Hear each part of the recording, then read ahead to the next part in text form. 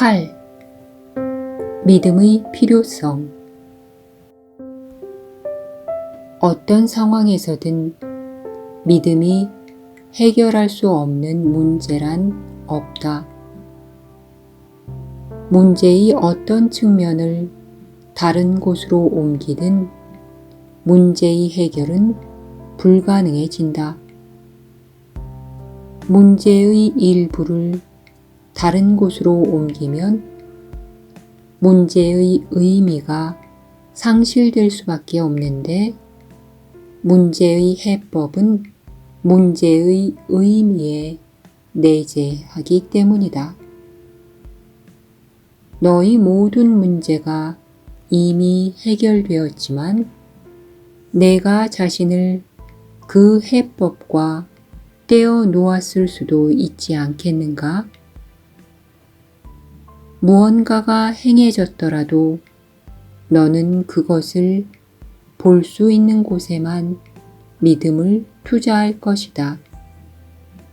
상황이란 생각들의 만남이기에 곧 관계다. 만약 내가 문제를 지각한다면 그 이유는 생각들이 갈등한다고 판단하기 때문이다.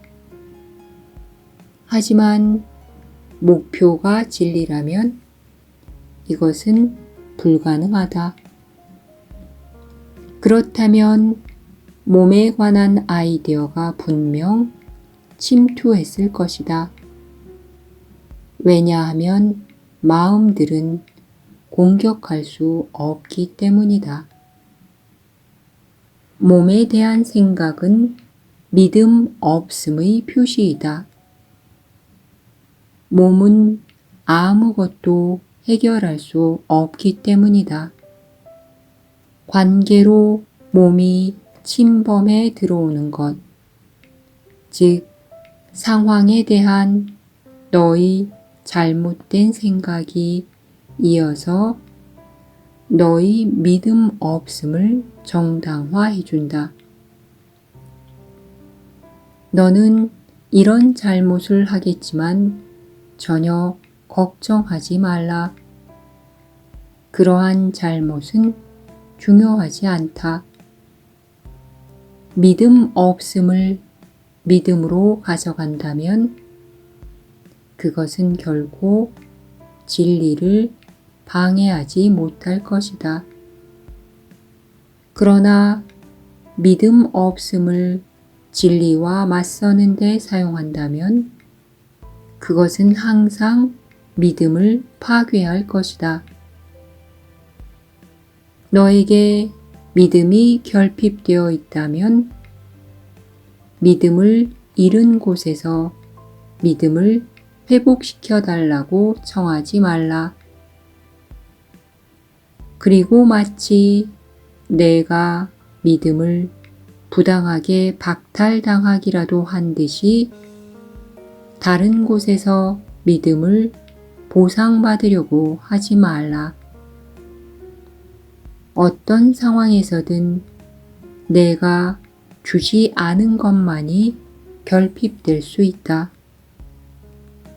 그렇지만 다음을 기억하라. 거룩함이라는 목표는 너희의 관계를 위해 세워진 것이지 너희가 세운 것이 아니다.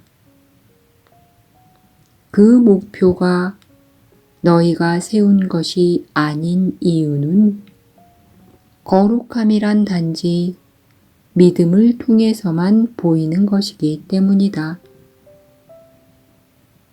서로에 대한 너희의 믿음은 너무도 제한적이고 미약했기에 너희의 관계는 거룩하지 않았다. 세워진 목표에 부응하려면 너희의 믿음이 더 강해져야 한다. 그 목표의 실제성이 이것을 불러일으킬 것이다. 너희는 평화와 믿음이 별개로 오지 않음을 볼 것이기 때문이다. 너희가 과연 어떤 상황에서 서로에 대한 믿음 없이도 신실할 수 있겠는가? 내가 처한 모든 상황은 단지 너희 관계를 위해 세워진 목표를 이루기 위한 수단일 뿐이다. 내가 상황을 다른 무언가로 본다면 너에게는 믿음이 없는 것이다. 너희 믿음 없음을 사용하지 말라. 믿음 없음이 들어오게 하여 차분히 바라보되 사용하지는 말라. 믿음 없음은 환상의 하인으로서 자신의 주인에게 아주 신실하다. 내가 믿음 없음을 사용한다면 그것은 너를 곧장 환상으로 끌고 갈 것이다. 그것이 제공하는 것에 유혹당하지 말라. 그것은 목표를 방해하지는 않지만 목표가 너에게 갖는 가치를 방해한다. 믿음 없음이 제공하는 평화의 환상을 받아들이지 말고 그것이 제공하는 것을 바라보고 환상임을 인식하라. 믿음이 진리와 관련되어 있듯 환상이라는 목표는 믿음 없음과 밀접히 관련되어 있다. 이미 진리에 바친 상황에서 어떤 사람이 자신의 역할을 완벽하게 이행하리라는 믿음이 없다면 너희의 헌신은 갈라져 있는 것이다. 따라서 너희는 서로를 믿지 않았고 믿음 없음을 사용하여 서로를 적대한 것이다. 어떤 관계의 거룩함이 그 관계와 함께 모든 곳에 가지 않는다면 그 관계는 거룩하지 않은 것이다. 거룩함과 믿음이 함께 가듯 관계의 믿음도 관계와 함께 모든 곳에 간다. 목표의 실제성이 목표를 이루는 데 필요한 모든 기적을 불러일으켜서 성취할 것이다. 어떤 기적도 너무 작거나 크지 않고 너무 약하거나 압도적이지 않으며 다만 목표의 용도와 목적에 맞게 부드럽게 돌려질 것이다. 목표가 우주를 섬기듯 우주가 기꺼이 목표를 섬길 것이다. 단지 방해하지만 말라. 너희 내면에는 성령의 목표가 확고히 세워졌으며 그 안에 자리 잡은 권능은 무한에 대한 너의 빈약한 이해를 훨씬 뛰어넘는다.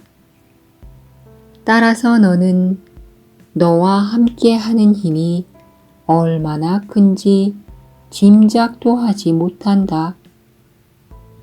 너는 이 힘을 아주 안전하게 사용할 수 있다.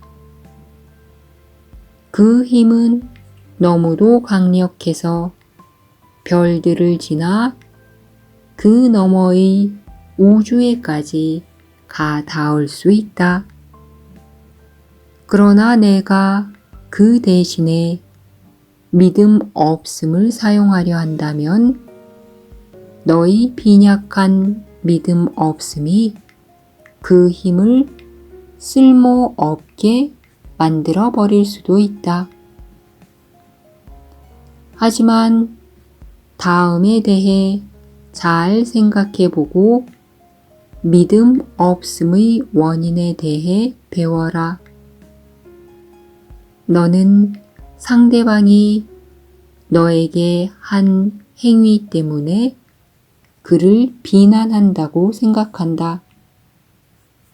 그러나 내가 정말로 그를 비난하는 이유는 내가 그에게 행한 것 때문이다. 너는 상대방의 과거가 아닌 너의 과거 때문에 그를 비난한다. 그리고 너는 너의 과거 모습 때문에 상대방을 믿지 않는다. 하지만 상대방처럼 너도 너의 과거 모습에 대해 죄가 없다. 전혀 존재한 적이 없는 것은 원인이 없으며 존재하지 않기에 진리를 방해하지도 않는다. 믿음 없음에는 원인이 없지만 믿음에는 원인이 있다. 그 원인은 자신의 목적을 공유하는 모든 상황에 들어와 있다. 진리의 빛이 그 상황의 중심에서 뻗어나와 그 상황의 목적이 부르는 모든 이에게 도달한다. 진리의 빛은 모든 이를 부른다.